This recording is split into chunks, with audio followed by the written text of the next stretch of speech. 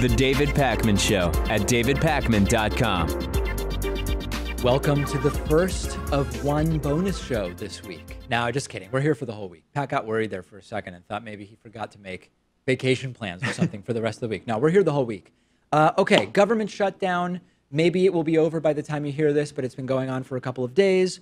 Normally, when there's a government shutdown, tourists come from all over the world to try to go to the Statue of Liberty off the coast of southern Manhattan in New York City, or to the Grand Canyon in Colorado or Nevada? Arizona? Arizona, okay. And they are turned away because during government shutdowns, those venues no longer function. But yesterday, Governor Andrew Cuomo of New York announced that Ellis Island and the Statue of Liberty would be staying open and the state would be paying for them. They made a deal with the Interior Department. Arizona also says that they will be keeping the Grand Canyon open whether or not the government shutdown is fixed. So I have mixed feelings about this. On the one hand, it's good that there are ways to circumvent the impacts of the government shutdown.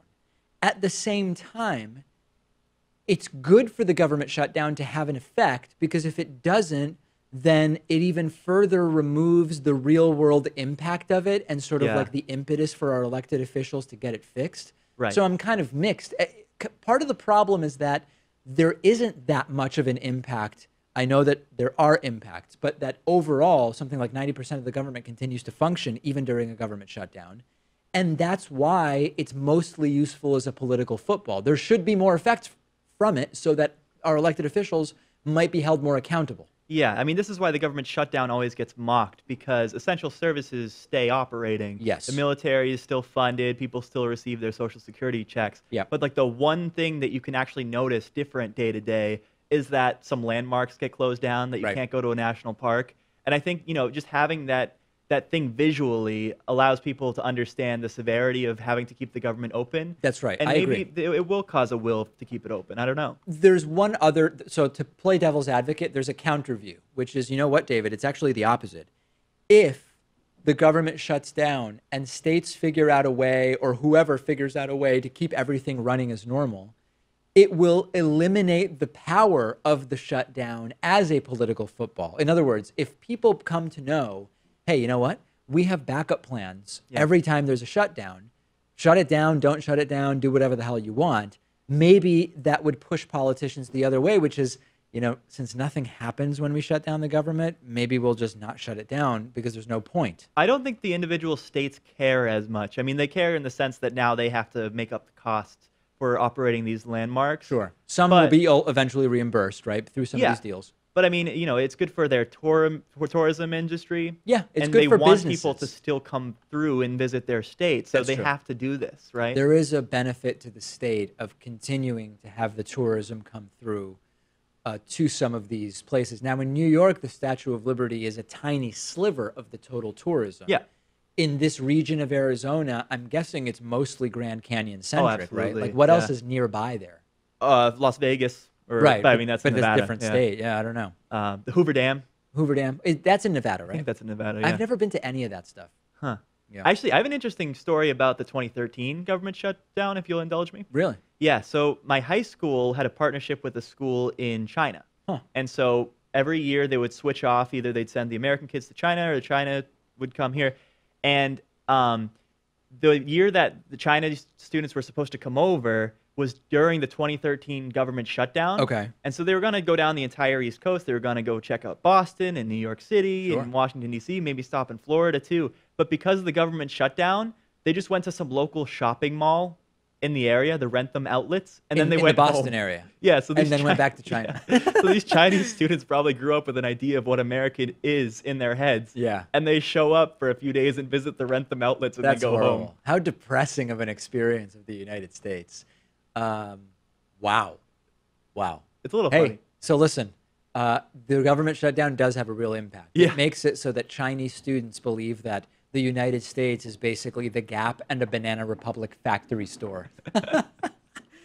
Okay, Amazon Go stores. The concept of these stores is that they are totally like staff-free and cashier-free restaurants. There's no checkout process. They have some staff to restock. To staff the shelves, Yeah. to stock the shelves, exactly. But no cashiers, I guess is what I mean.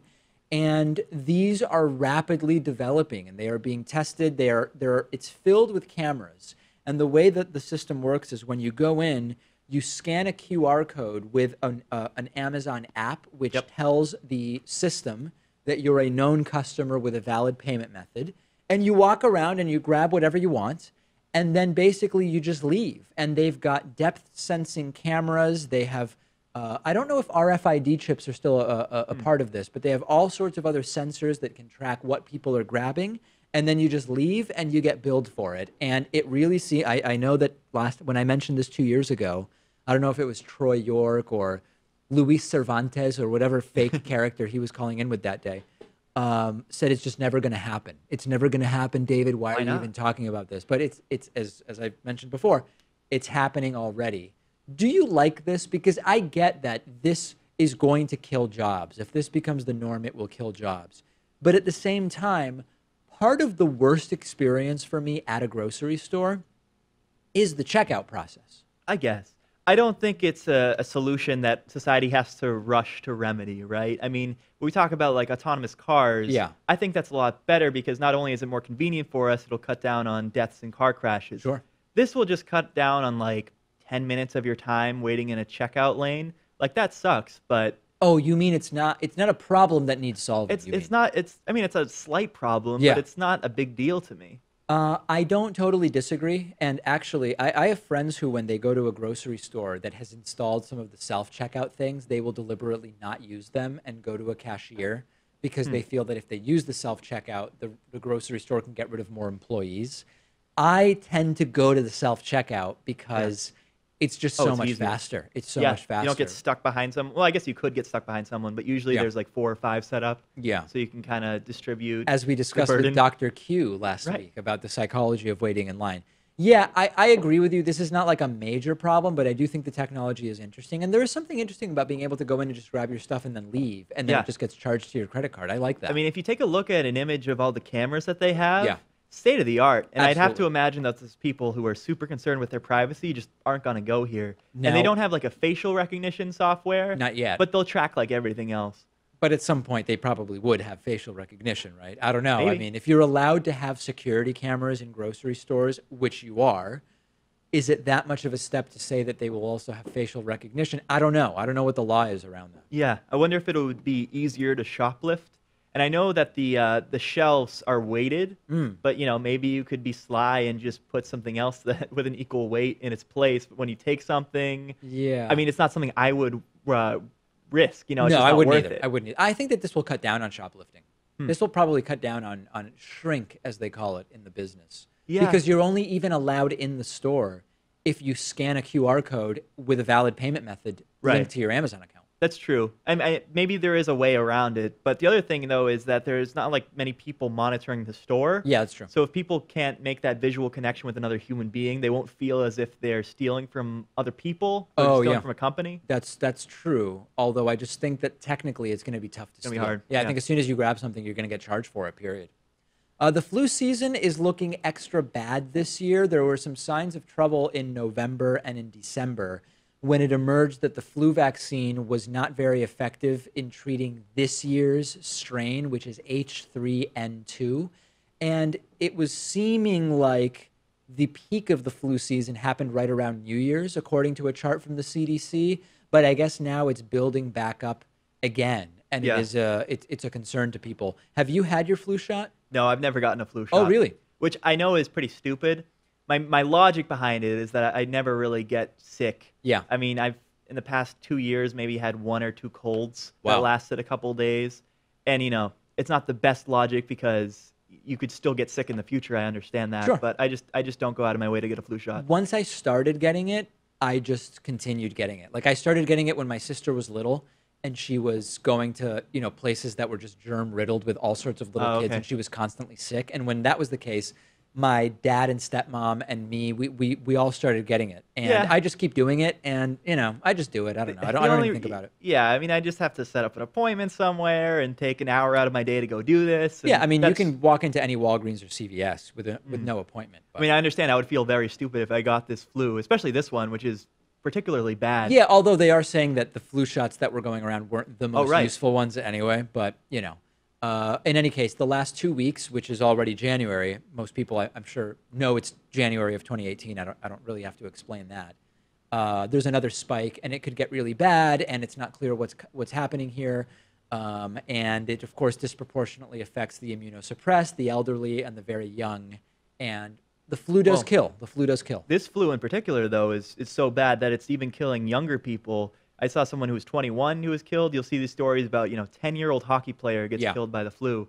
Or I don't know if you get killed by the flu, but you die as a result of having contracted the flu, I guess would be the way to say it. A 10-year-old boy as well. Yeah, so that's pretty unusual. Yeah. And I think flu season peaks around February.